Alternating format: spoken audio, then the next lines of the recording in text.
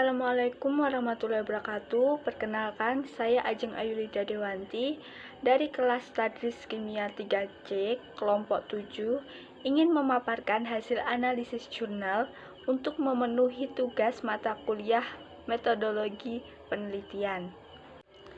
Nah, jurnal yang saya teliti berjudul Efektivitas Lembar Kerja Siswa Bermuatan Ethnosains Materi Hidrolisis Garam untuk meningkatkan literasi sains siswa SMA.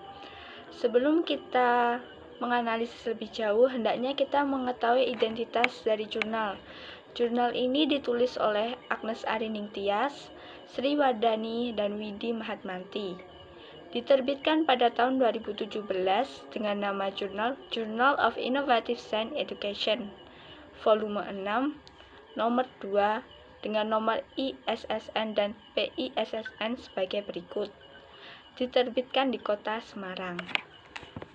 Setelah mengetahui identitas jurnal, selanjutnya kita akan menganalisis yang pertama latar belakang masalah, kedua rumusan masalah, ketiga teori, keempat metode, kelima hasil, dan yang terakhir adalah simpulan. Langsung saja beranjak pada analisis latar belakang. Pembelajaran sains di kelas hendaknya menuntut siswa untuk melek tentang ilmu pengetahuan dan teknologi. Kegiatan pembelajaran seharusnya memanfaatkan secara optimal potensi lingkungan supaya pembelajaran lebih bermakna. Namun pada kenyataannya hal ini belum selalu dilakukan oleh guru. Sehingga dibuatlah penelitian mengembangkan LKS bermuatan Ethnosains materi hidrolisis garam untuk meningkatkan literasi sains siswa SMA. Selanjutnya, analisis rumusan masalah. Ada dua, yaitu apa saja peningkatan literasi sains siswa melalui LKS bermuatan Ethnosains pada materi hidrolisis garam. Yang kedua, bagaimana respon siswa terhadap LKS bermuatan Ethnosains pada materi hidrolisis garam. Yang ketiga yaitu analisis teori. Menurut Sudarmin 2014, Ethnosains adalah sistem pengetahuan dan kognisi atau gagasan atau pikiran khas untuk suatu budaya tertentu. Penekanannya adalah pada sistem atau perangkat pengetahuan yang khas dari suatu masyarakat. Menurut Holbrook dan Ranikmae, salah satu karakteristik pembelajaran Ethnosains adalah pengembangan sikap positif terhadap sains. Siswa belajar untuk menghubungkan materi yang dipelajari di kelas dengan konteks dalam kehidupannya serta kaitan antara ilmu pengetahuan dan teknologi, sehingga pembelajaran di sekolah bukan hanya bersifat informatif, tetapi juga bersifat praktis dan bermanfaat dalam kehidupan. Menurut Ciapetta dan Kobala, tahun 2010, salah satu dimensi dalam mempelajari sains adalah pembelajaran sains dimaksudkan untuk memperoleh suatu hubungan antara ilmu pengetahuan dengan teknologi dan masyarakat. Berikutnya, analisis metode. Penelitian ini menggunakan desain penelitian kuantitatif, kuasi eksperimen dengan model non-equivalent control group design.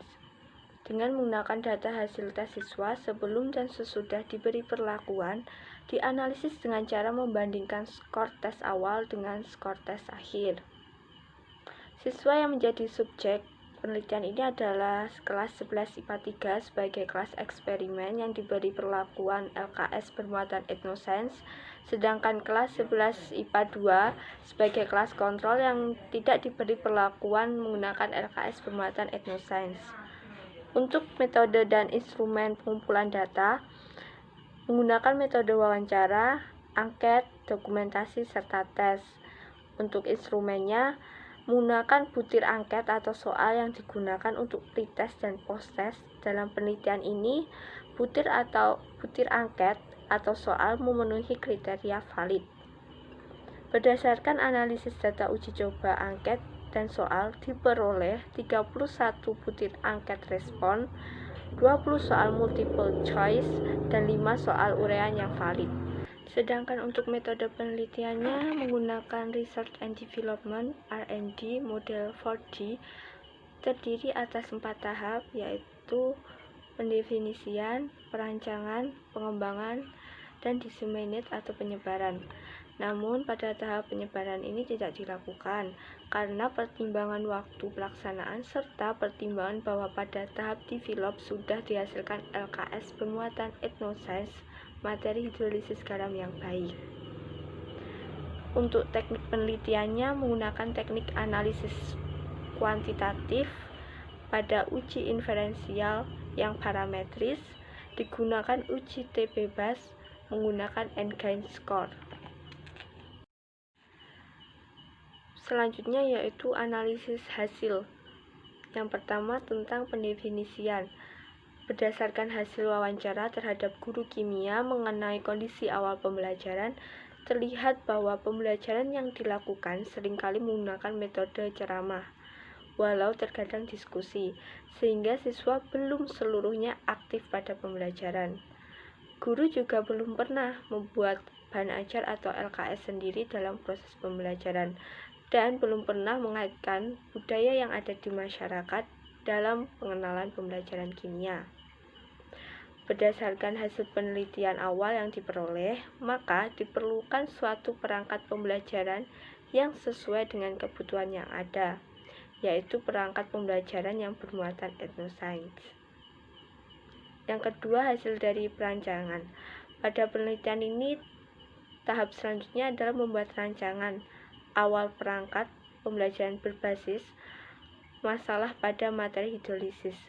Dalam hal ini adalah draft 1, di mana draft ini merupakan perangkat pembelajaran yang terdiri atas silabus, RPP, LKS bermuatan etnoscience, serta evaluasi.